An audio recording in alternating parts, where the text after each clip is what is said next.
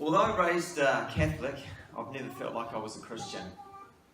Somehow I've always had resistance to Jesus Christ. I prayed to God a lot, but not really His Son. I guess only in times of real stress and life and death situations have I called out to Christ. When I was 16 years old, I had a serious cycling accident where I collided with the back of a caravan and knocked myself out, as well as cutting my throat 2 millimetres shy of my jugular vein. My brother Nick rode in the ambulance with me with the paramedics and said I broke out into continuous streams of praise to Christ throughout the journey to the hospital in my semi-conscious state. Another time I was swimming in Byron Bay, Australia with my best friend Hamish when we both got caught in a rip over a large hole. So instead of being dragged out to sea, this rip pulled you under. So as the waves broke over the top, and the bigger the waves were, the bigger the undertow. I escaped and I was going to get my flippers when I looked behind me and I saw Hamish go under, and he resurfaced with his hands held high and his eyes really wide, and I knew he was about to disappear. So I sort of had one of those classic moments in life where everything slows down, and I thought, I've got 30 seconds to get my flippers and I know I can save him. And then I looked at him and I thought, he's not going to make it. So I went back in and I swam back out to him and I tried to coax him to keep swimming, but the situation became really desperate. And then I remember I looked up to heaven and I swore at Jesus and I said, save him, because I didn't want to lose him. He was my best friend.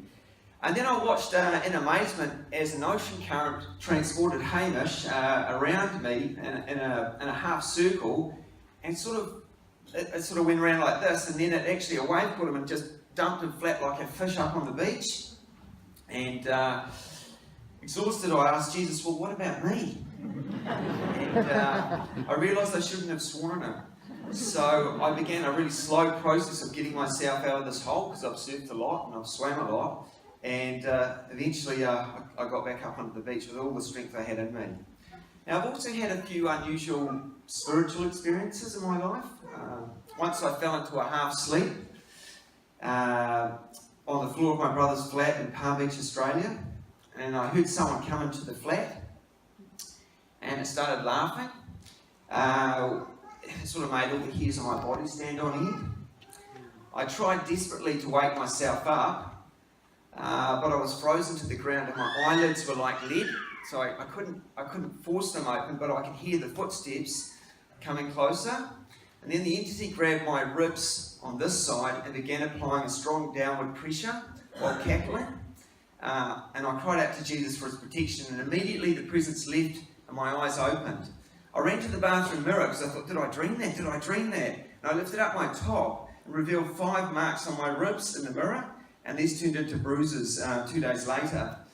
And basically I couldn't sleep, couldn't get a night's sleep for a long time after that episode.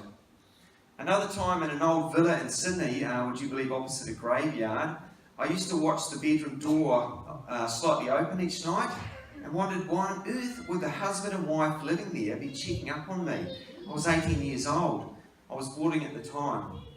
So one night I asked them to come in, and again all the hairs on my body stood on end, and I was pinned frozen to the bed as I watched the door fully open and felt a dark presence enter the room. I was terrified. I couldn't produce any words this time in my mouth, and I just sort of lay on the bed, and I just remember feeling the presence moving around the room and getting closer to me. So with all my concentration and determination, I whispered, and it was just literally a whisper, "Save me, Christ, save me, Christ," and the entity left. Now, these experiences combined with a childhood inferiority complex and an independent and curious nature prompted me to start a journey in esoteric exploration. So instead of going to Christ, I kind of went the opposite way, which is kind of unfortunate. In brief, I found importance and answers in studying numerology and astrology, as well as reading tarot cards as a daily guidance tool.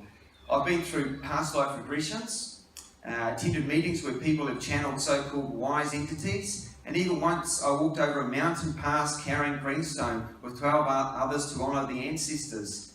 I've also worked as a spiritual healer, and for a time became clairvoyant, which totally freaked me out. Interestingly though, through all these experiences I felt God's protection and believed in my heart I was working for Him. Finally, in 2002, I entered in on a spiritual path of God realization under a living master called Singh. For 12 years, I meditated between 2.5 and sometimes 4 hours daily, arising as early as 3:30 a.m. to repeat my daily Simran. I visited India 5 times, travelling to a place called Bias in the Punjab. I've attended satsangs, which are gatherings with as many as 600,000 people, or devotees as you call them in India, to listen to Gurinder Singh. 6 years into the path, I met Summer.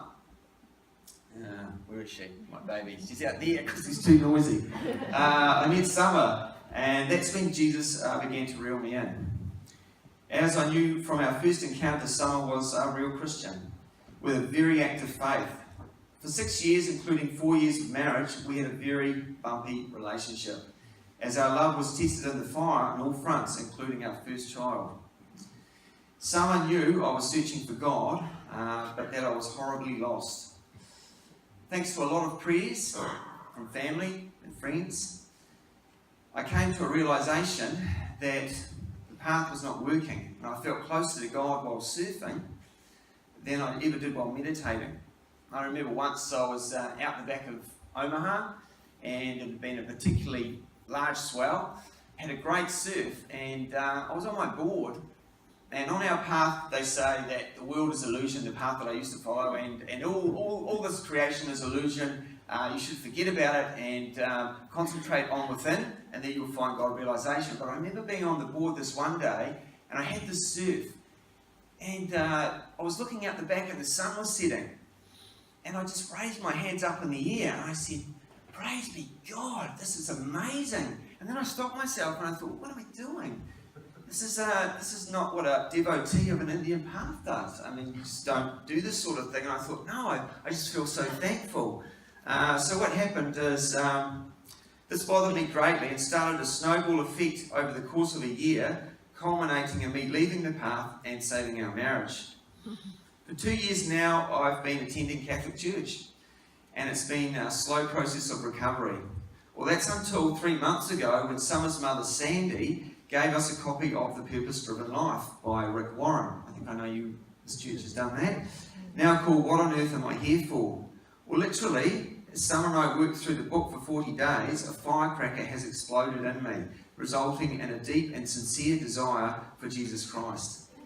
I've realised where the real power lies, and that He never gives up on His lost sheep.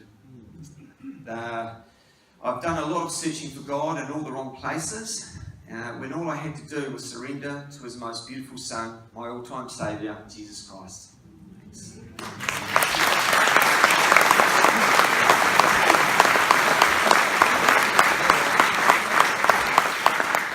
Sean, I said to him the other day, I said, "All right, I'll ask you a couple of questions, maybe something."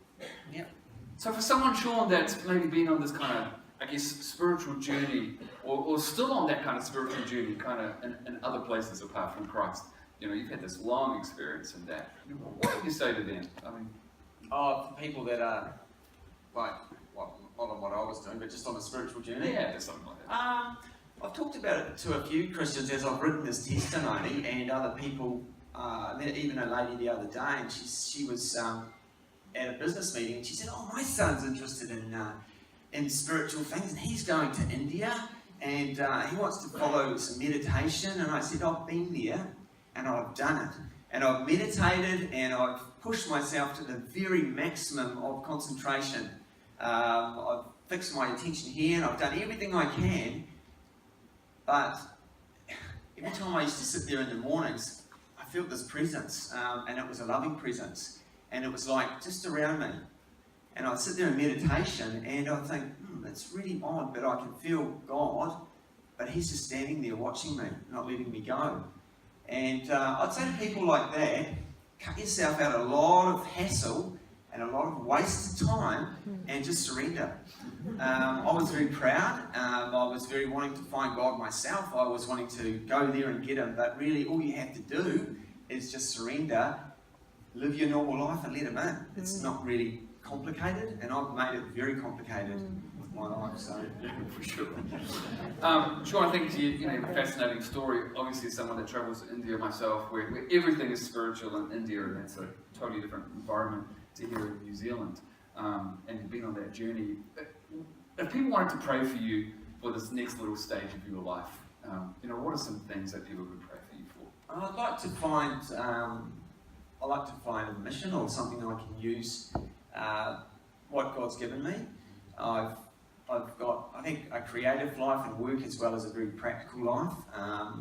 So I would like to be, I'd like to be of use. I'd like to find a calling and use my talents for Jesus, and I'd like to help. So that would be a great prayer for me. I feel confident now. I've got a very loving wife, and I've got a great team of family and friends to support me now. So yeah, that would be a good prayer. Thanks. We probably don't need to pray for that. I've got like a list of things around here.